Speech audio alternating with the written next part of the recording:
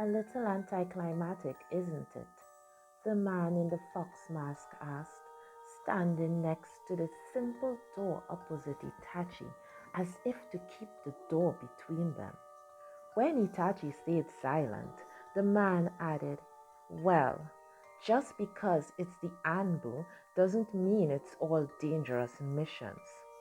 Guarding the Hokage is a legitimate mission too. I know that, Itachi replied matter of factly. Like the man, his face was covered with a fox mask. In contrast with the almond eyes of the man's mask, however, the holes that opened up in the position of Itachi's eyes were round. The name of the man in the mask with the almond eyes was Hatake Kakashi. He was the leader of Anbu Team Ro and Itachi's direct supervisor. Although he was still young, at 20 years old, he had already been a member of the village's elite Anbu for 8 years. He was talented, and the Hokage trusted him implicitly. Itachi had known about him for a while. The time Tenma died.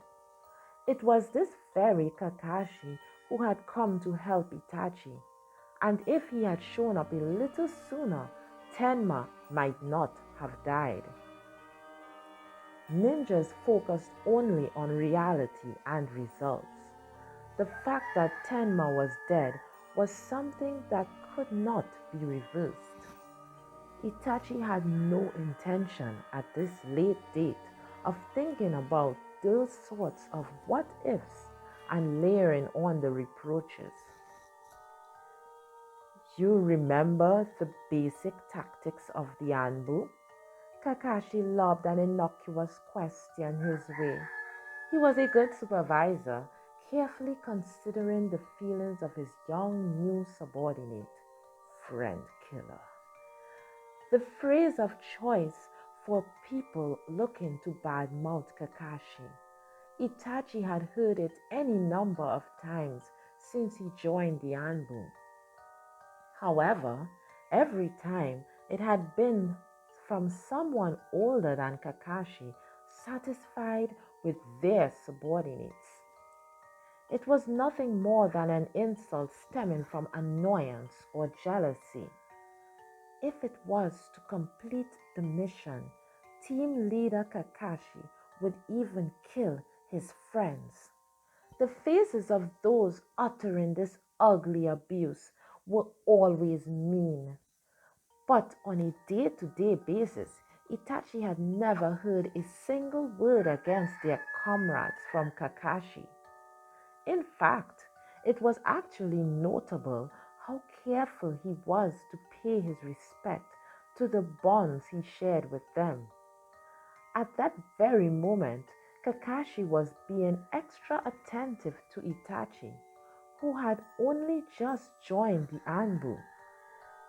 He was intently searching for a way to start a conversation.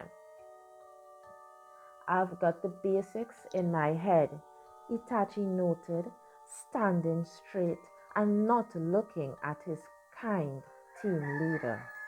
No surprise there. For Itachi, who had read every single document he could get a hold of on in the use of small ninja teams, the particular strategies of the Anbu were extremely fascinating. Four-person teams, three-person teams, two-person teams. Even what action to take as a solitary ninja. The list of practical tasks, from constant offensive positioning to exploring the possibilities for the completion of the mission, was comprehensive, including every situation a ninja might encounter on a mission. Everything from feints and disturbances to defensive formations and cooperation had been honed and specialized to crush the enemy and execute the mission.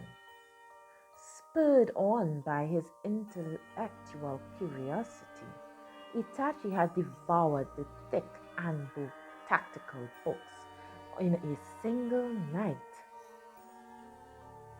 There's clearly a reason why you were called a prodigy when you came from the academy, Takashi said. I'm not sure if the youngest graduate ever can really say anything here. When I graduated, it was in the middle of the Great War and they needed ninjas. The situation's different now. Now that Kakashi mentioned it, the current system at the academy was different from how it had been when Itachi graduated. The Great War and its after effects still lingered when he graduated. Because of that, once his actual abilities were recognized, he was skipped ahead, leading to his early graduation. But now that it was his time of peace, the Hokage was determined that ninjas must be carefully cultivated over a number of years, and it was no longer possible to graduate in a short time as it had been in the past. Thus, no matter how talented Sasuke was, he couldn't become a ninja until he was 11 years old. It's only in my head. Once I actually try moving with my comrades, I won't be able to say that I studied anything. You'll be fine, Kakashi said, almost as though he had seen it already. In his voice, Itachi heard no excessive expectation or irresponsibility from carelessness or pride. His voice was completely casual, which was exactly why it was mysteriously persuasive. I'm hoping that the Anbu will become a place of pride for you. Thank you. A supervisor I can count on. There was something about this man, Kakashi, that made him think that. No matter how many times I come here, I never grow to like it. In the main building of the shrine, dominated by heat, Itachi took a deep breath through his nose, filling the space all around him with the brethren of the clan. The regular meeting. Now that Izumi was a genin, she was there too. Since she was the same age as he was, and because he was still a novice, Itachi was in a lower seat in the same row as her, separated by a few people. Perhaps overwhelmed by the heat, she was still, her face lowered. He wanted to call out to her, but with the heat and the main building actually falling silent at that moment, there was a wordless pressure that would not allow him to do anything so rash as that. Well then, let's begin. His father stood up from his seat in the front row and turned toward everyone gathered in the hall. Those present held their breath and waited for Fugaku to speak. The scene was like the founder of some religious sect and his believers. The leader burdened with the resentment of the clan. This was the dark face of Itachi's father, Fugaku. It has been officially decided that my son Itachi will join the Anbu. He has already begun to carry out missions as a member. A quiet cheer echoed through the shrine. Now we have a pipeline connecting our clan with the center of the village. No longer will we simply receive from the village. We will also actively investigate ourselves.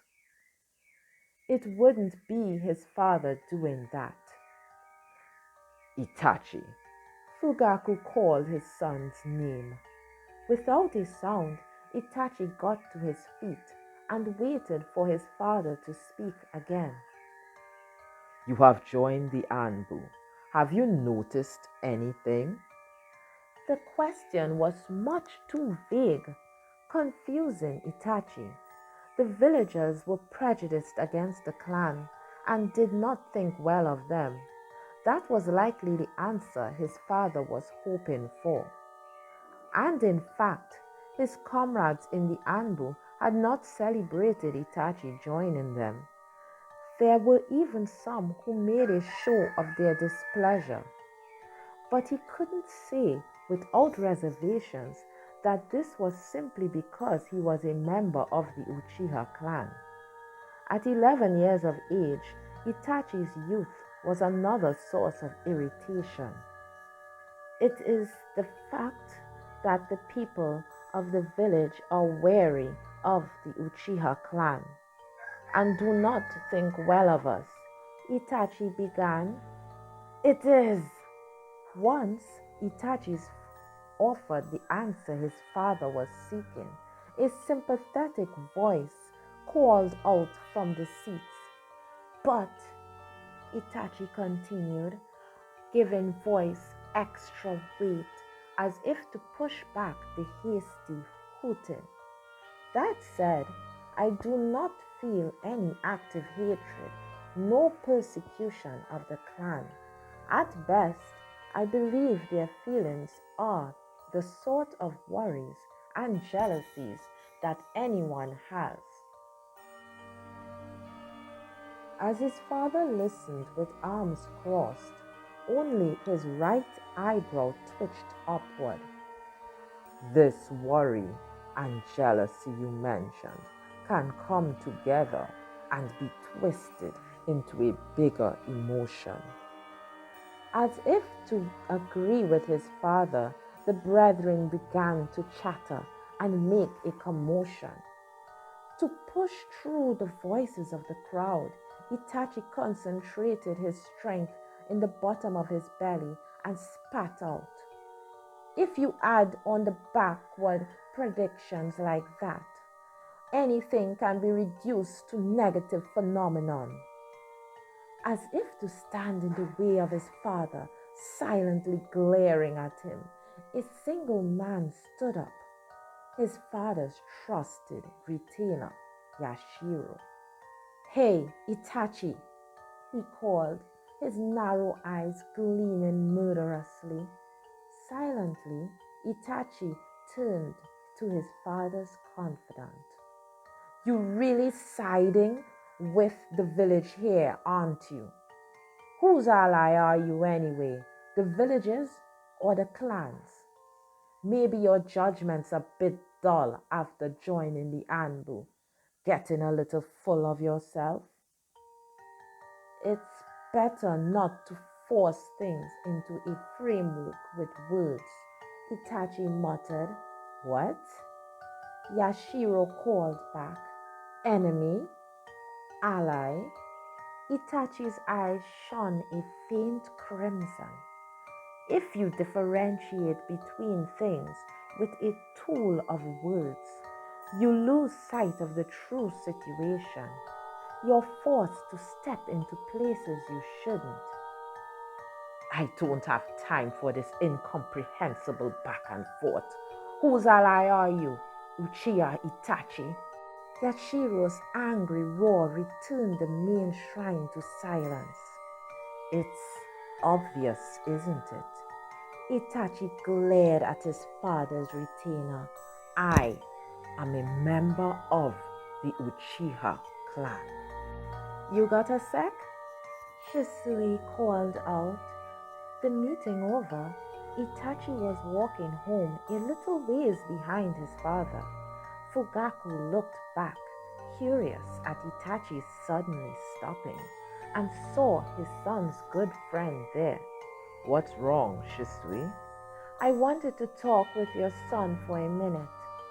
Fugaku looked at Shisui and Itachi in turn, before saying simply, "Don't be too late," and walking off into the night by himself. Shisui, Itachi said his friend's name once they were alone together. I understand how you feel so well, it hurts. His friend's brow furrowed, and he looked vexed from the bottom of his heart. Yashiro's the leader of the group pushing for a coup. To that man, all the people of the village are enemies. The abuse Itachi had been showered with earlier still echoed in his ears. He lowered his face as if to look away from the image of Yashiro that rose up in the back of his mind. Since it looked like you were going into the anvil, I did some maneuvering of my own. What do you mean? I talked directly with the Hokage and obtained the authority to independently investigate the true state of affairs in the clan. What did investigating the true state of affairs in the clan mean? Itachi was confused, not immediately understanding what his friend was saying. Shisui opened his mouth again, as if understanding that. I've been taken off my regular duties to make sure the clan doesn't get any more riled up. Their dissatisfaction is going to explode. The Hokage promised that I could act at my own discretion to prevent that and gave me a position in the Anbu. But that's just in name only. In the end, I report directly to the Hokage, so your dad and the others don't know about my joining the Anbu. Even inside, only a few people know. You actually went to the Lord Hokage? Relax. I didn't say anything about the coup. If the village found out about the clan's scheming, Itachi could see that they would no longer be able to continue as they had up to that point, with each keeping the other in check. Itachi, we're going to keep fighting to stop the clan from exploding. You from inside the Anbu and me as a ninja reporting directly to the Lord Hokage. No matter what happens, I'll never forget my promise with you. Shisui thrust a fist out. Itachi struck his own out to touch it. Above all else, we have to make them stop with the coup, at least. Shisui said firmly. Itachi nodded in agreement.